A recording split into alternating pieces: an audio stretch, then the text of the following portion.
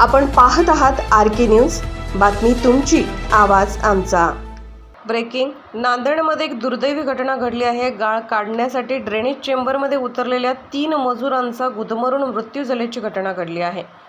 या घटनेमुळे परिसरात खळबळ उडाली आहे। दुर्दैवाची बाब म्हणजे दोघे जण तडफडत असताना तिसरा कर्मचारी वाचवण्यासाठी धावला, पण त्याचाही मृत्यू झाला आहे। मिळालेल्या माहितीनुसार नांदेड शहरातील मालटेकडी भागात महापालिकेचे मलशुद्धीकरण केंद्र आहे।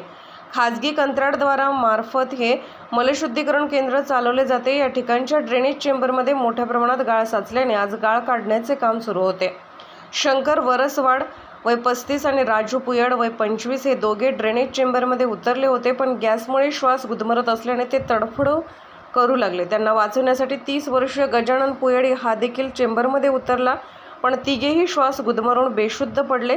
त्यानंतर घटनास्थळी उपस्थित असलेल्या इतर कर्मचाऱ्यांनी तातडीने त्यांना शासकीय रुग्णालयात दाखल करण्यात आलं, पण डॉक्टरांनी त्यांना मृत घोषित केलं। नांदेड शहरातील मालटेकडी भागात महापालिकेचे मलशुद्धीकरण केंद्र आहे। खाजगी कंत्राटदारा मार्फत हे मलशुद्धीकरण केंद्र चालवले जाते।